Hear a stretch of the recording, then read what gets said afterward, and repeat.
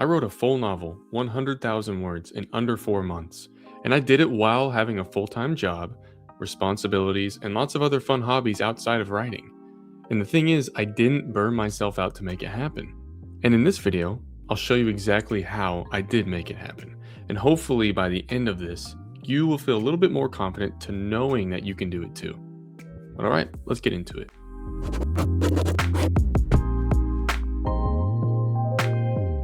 Hello, if you've never seen me before, my name is Colby. I am a writer and aspire to publish a novel one day. Hasn't happened yet, but I'm getting there. I work 40 hours a week as a physical therapist. I do lots of fun things outside of work with my wife and friends and family, so I'm what a lot of people would call very busy. But that being said, I still make priorities and find time to do what I love, which is telling stories. And I want to help you do it too. So in this video, I'll give you the 6 things that really helped me make this book happen in under 4 months. And if you stick to the end, I'll show you my exact progress because I tracked it all. So I'll put it on the screen and you guys can see exactly how I progressed over those 4 months. All right, number 1 is probably the least practical, but it's arguably the most important. It is both knowing that you can and knowing that it will take a while. Now, really quickly, I do think there's a difference between knowing and believing in yourself. It's extremely important to believe in yourself, but there's a whole nother level to knowing you can do it, of saying, yeah, I can do it. It's just going to take me a while. It might take you a year. It might take you under 4 months. But if you know you can do it, then you will do it because it becomes part of who you are, becomes an identity. And when you know you can, it would be strange not to, if that makes sense. So that's number 1. Now the rest of these 5 are more practical. So number 2 is telling enough people that you're starting the book, but not telling too many people. And here's why. Accountability is huge. We all know that. So if you tell enough people, and I'd argue the right kind of people, they can help keep you moving, checking in every once in a while. For me, I'm in a writing group. So I told them the day I started this new book, and then I would update them every Sunday on my progress. I also told my wife, and I told a few other select people, but not that many. Just enough to have both the accountability from fellow writers and the encouragement from people that I cared about deeply. But I think if you tell too many people, it actually becomes a problem. Not only because each new person you tell becomes a little bit of a burden upon you to then do the thing. If you tell 200 people that you're writing a book, that's 200 people that you might let down if you don't finish. That can be a lot of pressure. But at the same time, there is a psychology piece to this. It's been shown that if you tell too many people about your goals, a weird thing happens in the brain where you get the dopamine, the satisfaction, as if you already completed the goal, even though you haven't done it. So tell enough people, but not too many. Number 3 is I encourage you to keep reading books in your genre while you're writing. If you take 4 months off from reading, that's a long time where you're not getting that creative input from other writers, not only to see the craft of writing and apply that to your own writing, but also just that creative fuel of storytelling. I find that I'm way more creative in my own writing and a better writer when I'm consistently reading. So don't stop reading just because you're writing a new story.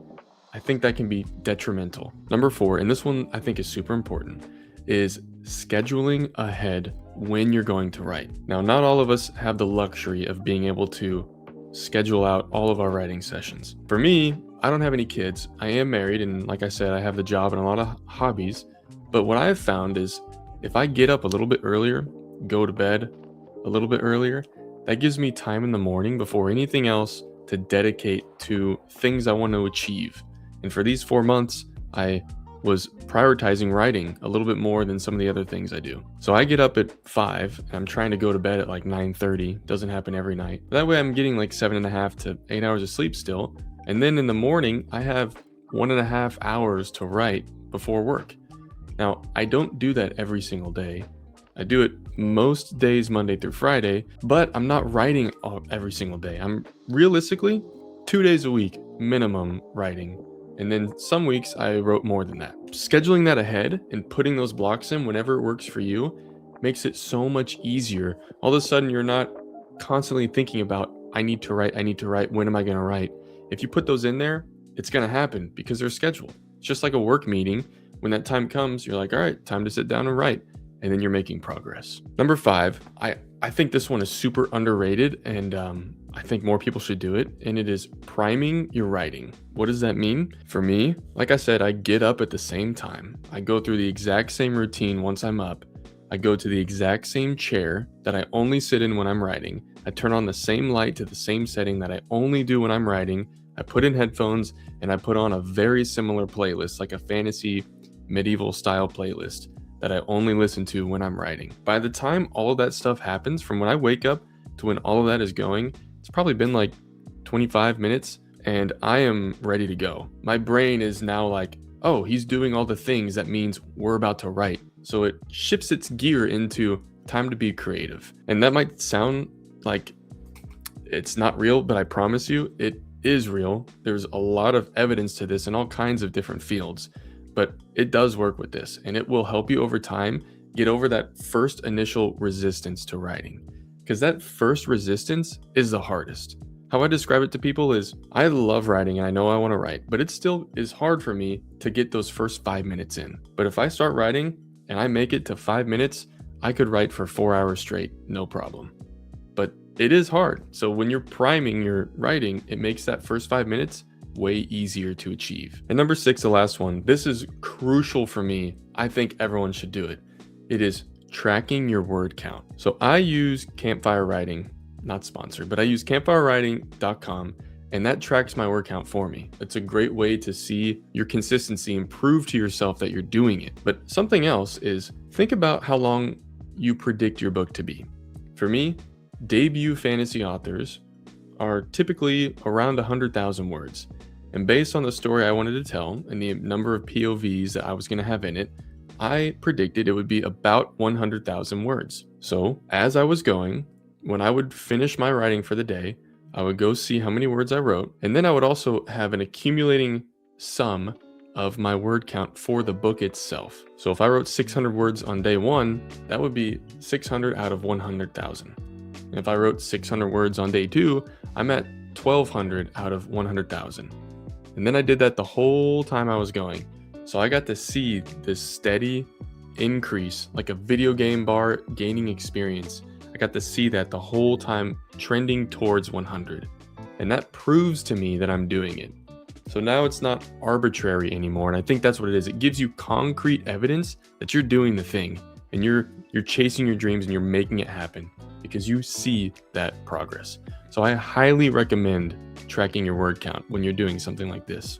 But okay, look, 100,000 words in under 4 months, that sounds fast. I'm aware of that. That sounds like a very prolific writer. But it didn't feel fast while I was doing it. To me, it felt like small, steady progress. And that's the thing, that's what it was. I did have some days where I wrote a lot, but most days I was writing, well, I didn't even write every day. But the days I did write, it was around 1,000 to 2,000 words. But over time, it compounds. And you see progress and you get momentum, and momentum carries. And here's something else I find interesting. If you tell someone you're starting a book and then you eventually say, hey, I finished, to them, they didn't see the progress. So they might say, it's like you did it overnight. And that's okay. But they didn't see the hard work. They didn't see the consistency when you were showing up time and time again to make it happen. But that's what it's for, because you are showing up for you. Your readers get to enjoy the finished product, but they didn't get to enjoy it like you, because you enjoyed it every day for 4 months while you were writing it. And that's pretty awesome. So remember, at the end of the day, you're doing this for you. Yes, we're doing it so people can read our stories too, but every day when you show up to write, that's a great thing, and you did it for you. So like I promised, I'll finish this video by showing you my exact progress. You'll see I started on October 26th and I finished February 14th. You're gonna see every day that I wrote, wasn't every single day, but you'll see the progress. But hey, until next time, keep writing.